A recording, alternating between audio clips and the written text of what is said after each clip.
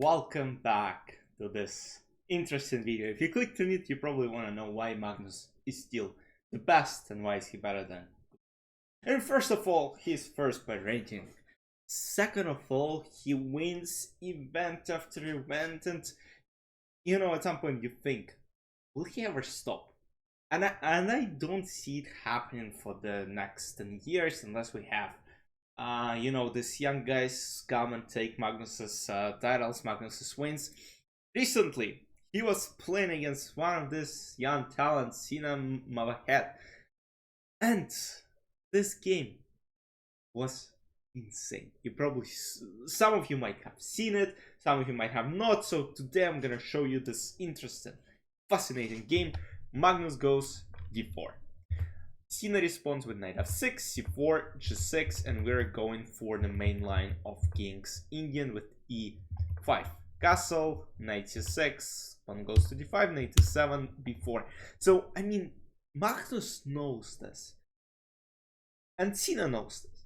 Because, look, at that level, this gems knows so much theory. Let's say I don't know it, because I'm an amateur, but these guys are just, they know everything.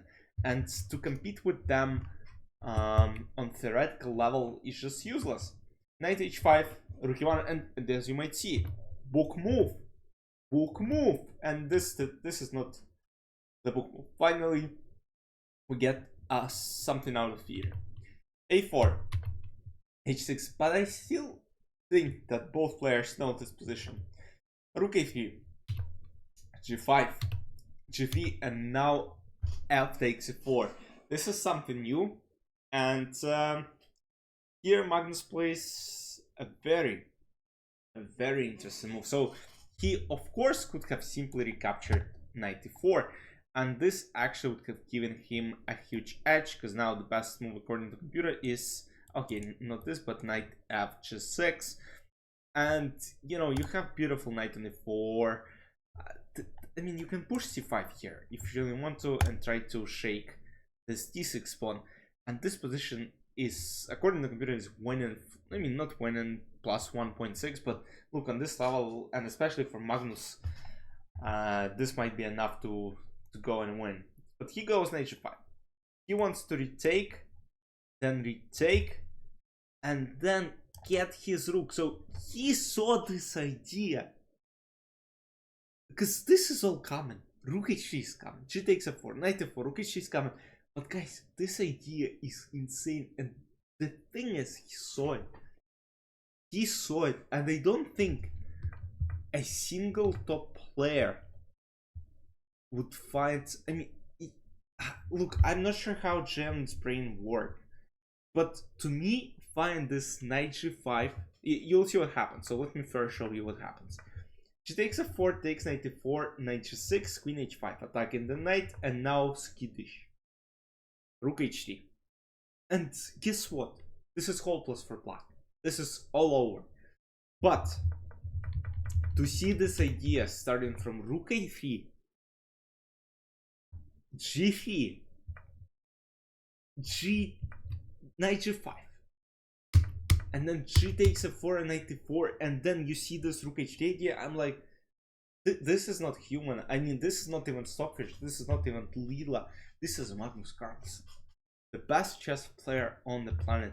Like, it just, no, it sometimes blows your mind. Like, you kind of dive deeper into it, and it's like he saw it ahead of time. Like, he plays queen h5 and then rook h3. Like, he doesn't spend a lot of time on rook h3 because he already kind of knew that rook h3 is coming, and then bishop on e6 is just a monster.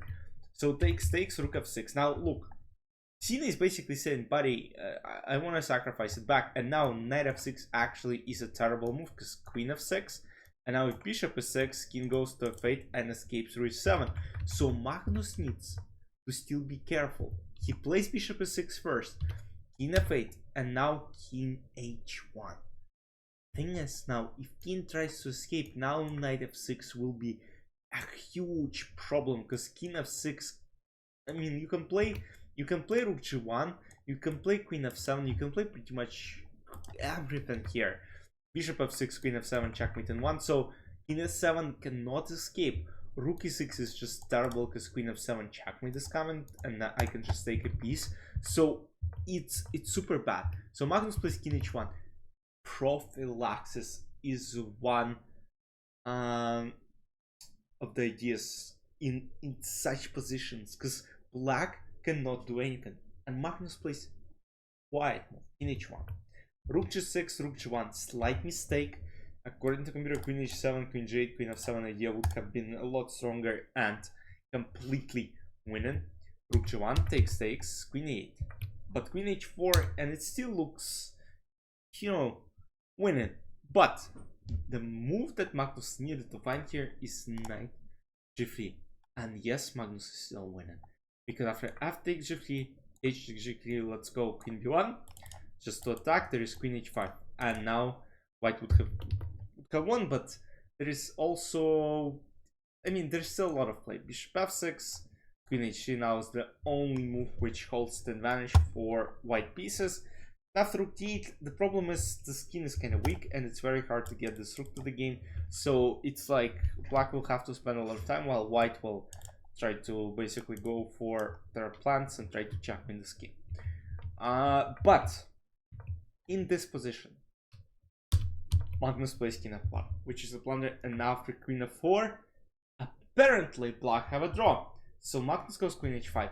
Now the only way for Sina to hold the draw is to try and find perpetual checks. Now queen f7, you cannot protect from it right now. The only way to save this game is to check. You might ask, what happens if king e7?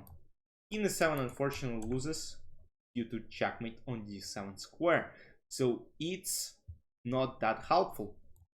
So queen h1 was played, but there was queen c4, and now black make a draw. So first of all, this is under attack. So if king e1, this doesn't work. If king g1, this doesn't work. King g2.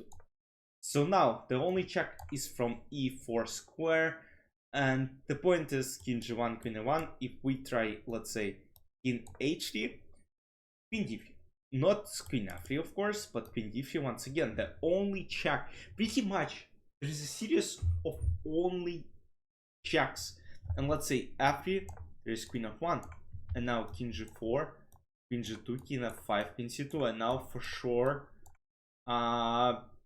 king h4 is not possible, by the way, due to bishop f6, and white are actually losing. So king f5, king c2, this would have been a draw, but with 1 minute on the clock, Sina panics and plays queen h1. But you might still ask, I mean, queen f4, isn't it just a draw? I mean, how can white win a game?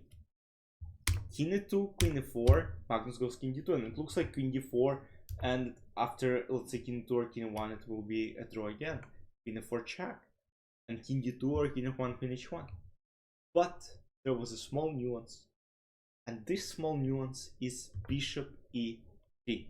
And the point is, now white are escaping the checks, and c1 square, which wasn't covered, let's say, after queen c4 check in the initial position after here, because queen c4, now if king goes, let's say, b1 or g1, queen c1, in the position after bishop e3 and queen b1, queen c2, king f1, queen c4, queen c1 is no longer check, and this king on g1 actually feels safe.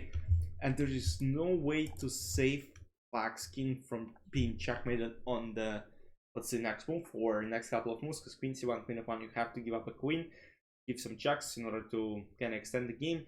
But Magnus won this brilliant game, and he told after the match that this was one of the most interesting games he ever played, and I agree. This knight g5, g takes f4, knight e4, queen h5, rook h3 idea is insane. Magnus once again proves that he still remains the best, and I think there is no doubt in it. I just want to see him competing against the best chess players on the planet in classical time control, in normal chess, not in freestyle chess. This, for me, this is still what I wanna see. But yeah, I mean, insane chess player. Great game by Magnus. Hope you enjoyed. Make sure to like this video and subscribe to the channel. I'll see you in the next videos. Bye.